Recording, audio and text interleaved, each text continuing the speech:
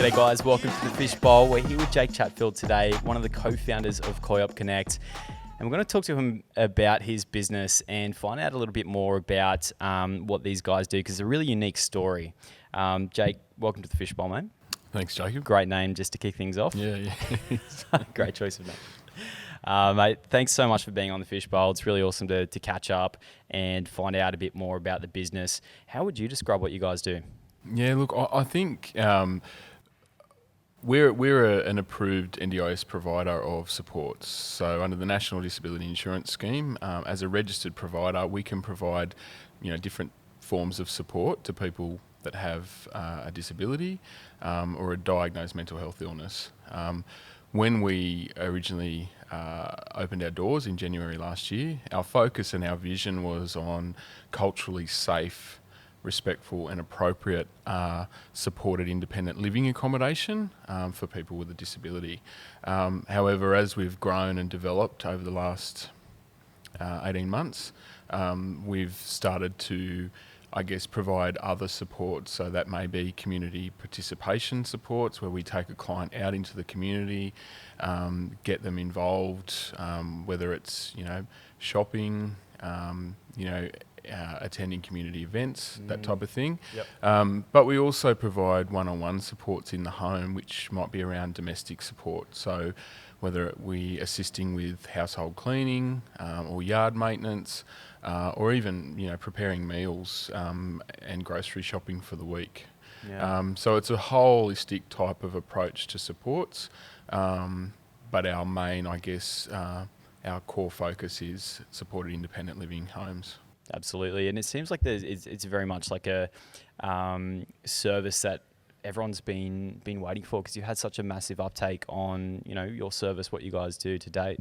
Yeah, look, and I guess our point of difference is that as an organisation, as an Aboriginal organisation, our key focus is Aboriginal people. So providing that support exclusively to Aboriginal and Torres Strait Islander people and their families. So there are other providers around and really great providers that have been in this space for a long time. However, as I said, our point of difference is we specifically target and support our people with a disability. Yeah, fantastic. So, what kicked it all off? What kicked off the journey towards the business, where you guys are now, what you're doing? Obviously, there's a couple of other co-founders to the business, but what's your story? Where did you begin? Yeah, look, I've always had a background in community and youth development, sort of working in remote, rural, vulnerable communities, and working on programs that support whether it's young Aboriginal people or older Aboriginal people in those areas. I'm Dubbo born and bred. My people are the Tubbagah people from the Tubbagah River. And I've worked in and around the more remote areas of Walgett, Burke, Rawarrina, Lightning Ridge, etc. Having been in the youth development sort of sector for the past 8 years prior to Koiop kicking off, I started to sort of feel, a little bit not satisfied in what I was doing, and felt that I had reached the point where I couldn't support in that role any longer. So I started looking for something else, something that had more of an impact, on people's lives. And I started working for another provider of NDI supports in their SIL homes, as we call it, and really loved what they had actually developed and established as far as really person-centred supports, very much community and family connection was what they're all about. And moved away from that whole, old concept of group homes. It was more about creating a home environment for people with a disability that could really embrace and live their best life. Yeah, right. Yeah, so you saw, obviously the situation wasn't ideal with what was currently on offer on the market. What do you think the biggest problems were with group homes and that sort of thing? I think that back then it was more about just environments that organisations or government departments would put people into without actually, considering their needs, and whether that be, compatibility with other people, whether it was culturally sensitive or safe for people. And some of those homes were like 8 to 10 people, whereas the NDIS has now allowed for supported independent living accommodation to be, as little as 1 to 2, meaning 1 staff to 2 people sharing a home. Wow. And that then in itself feels more like a home rather than a group home. And let's face it, in any shared household environment, there are complexities around, compatibility or getting along with that person that you share with, and, having your own ways of doing things. Yeah, and that obviously forms a massive part of Koiop, making sure that there's that personality alignment as well between your team and the people they're looking after. Absolutely, and that's the key word that I use so often is compatibility. Making sure that we're a compatible service to the clients that we support, meaning that, making sure that the team that we put around them, that they're compatible with, making sure that the people that we place in supported accommodation to share with each other have similar interests, that they are compatible to live together, and making sure that they're compatible with the area. So, that's a huge factor to consider. We support a man that's, his family, I guess, roots and his connections are in the West Lakes area of Toronto. So providing him accommodation that's close to that area is ensuring that it's compatible for him. Talk us through that discovery process of the business. Yeah. Look, I grew up and had a lot of influence by my paternal grandmother, which is my Aboriginal grandmother. She was also cared for my intellectually disabled auntie, and basically cared for her for the whole 47 years of her life. She not only cared for me, she cared for her, she cared for my, unwell grandfather, and she ended up taking her elderly sister in and looking after her. And I guess back then it was disability was and still is a taboo subject amongst Aboriginal community, because we don't see disability in the form of disability. It's we know that a family member is special, or there's something different about them, but we don't refer to it as a disability. So as far as kinship responsibility goes, that responsibility lies with the family. So I guess what I'm trying to say is that for my grandmother, she has no regrets, and I believe that if she had her time over again, she would do it all again. But I look at her now, and after all these people have passed on and I'm no longer there, she now lives on her own, and I wonder what type of a life she may have had if she had the support that the NDIS now provides families. Absolutely, yeah. So had she have had that support, the quality of life for her, but not only her, but for my auntie who had the disability, may have been different. And I guess that's the message we try to put out to our families is that we're not trying to take away your kinship responsibilities. We're trying to provide you support so that you're not, carrying that responsibility all on your own, that the NDIS now provides opportunities for that support. Wow. But also in planning that, a lot of our carers for people with a disability are ageing. So what happens to them when they actually pass on? So whether it's their son, daughter, grandchild, whatever, once they've passed on, where does that person get the support from? So we're trying to introduce that now to say, let Koiop in to help and support you and your family, so that we can share that responsibility. Right. It's almost like an extension of their family in a way. Absolutely. Yeah. Yeah. And that's, I guess, really, what we're all about. We refer to ourselves as the Koiop family. I love that. We not long ago lost a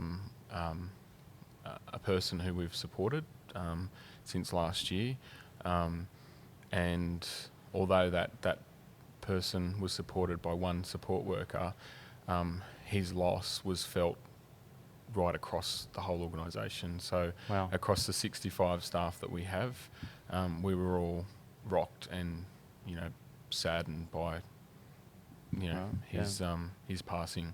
Yeah. So it really is, to us, it's about the Koiop family supporting Aboriginal and Torres Strait Islander families.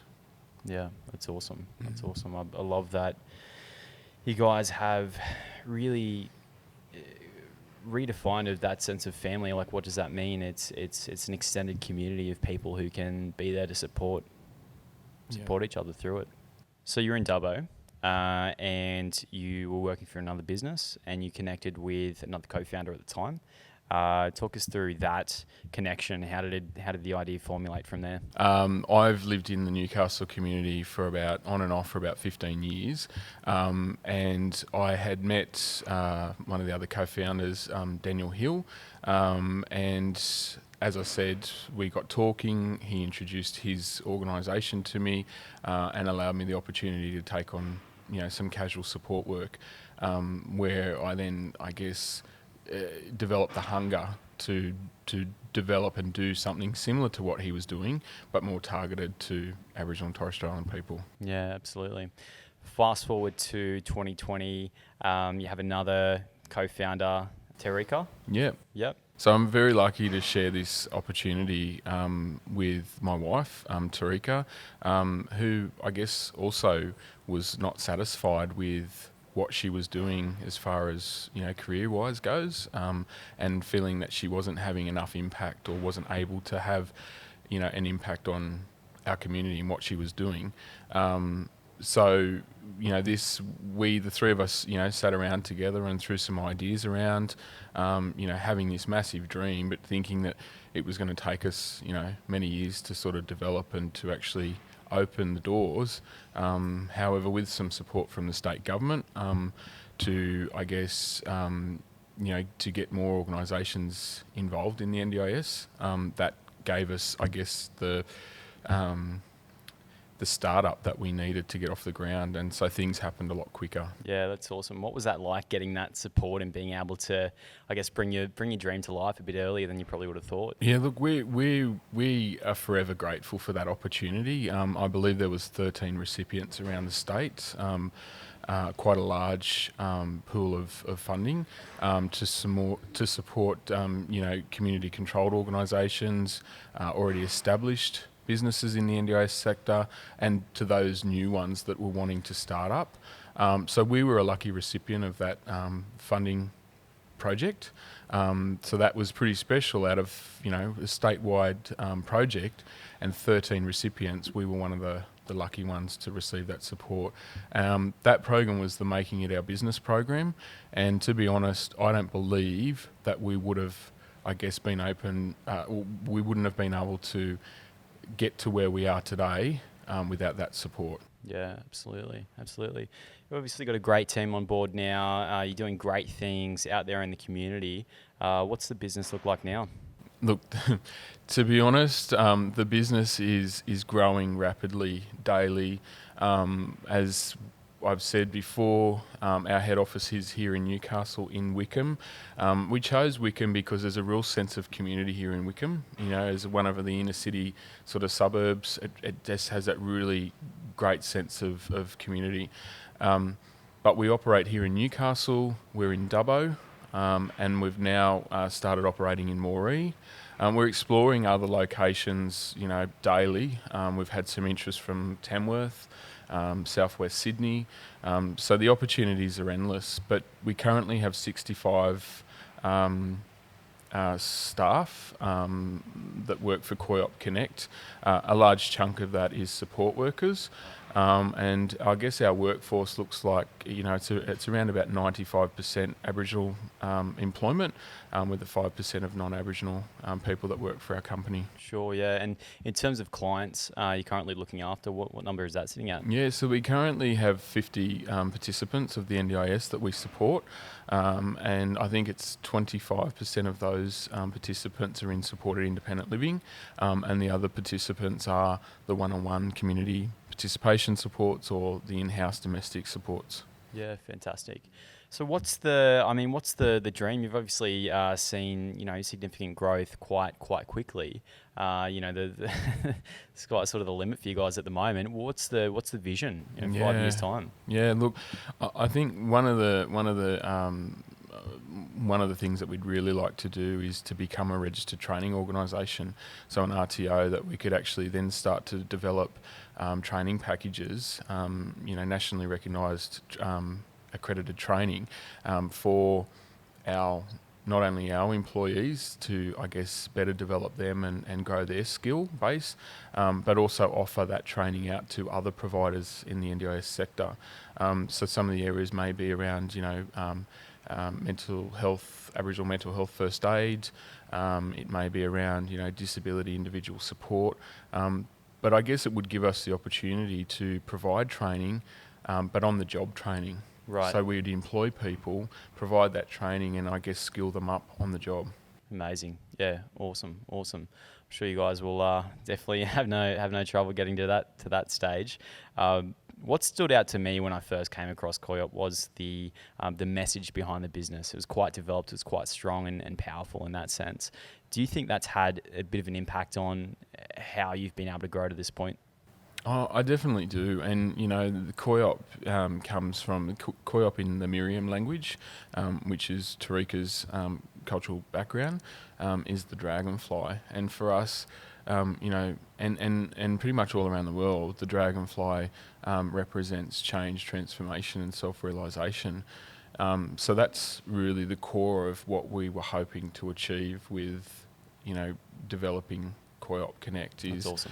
That having that strong representation of the dragonfly, which is also Tareka's family totem, her spiritual connection, but also, being able to create change, helping our people transform their lives and helping them to self-realise, to realise that they can achieve anything, can live their best life, regardless of if they have a disability or a diagnosed mental health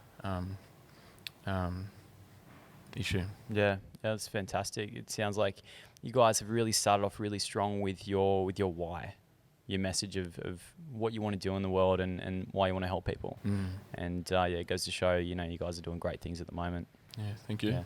Mate, thanks so much for coming on the podcast. Thanks and the for having Fishbowl. me. It was awesome to get to hear the story, and hopefully everyone sitting at home has found some value in it as well. No worries. Awesome. Thank you.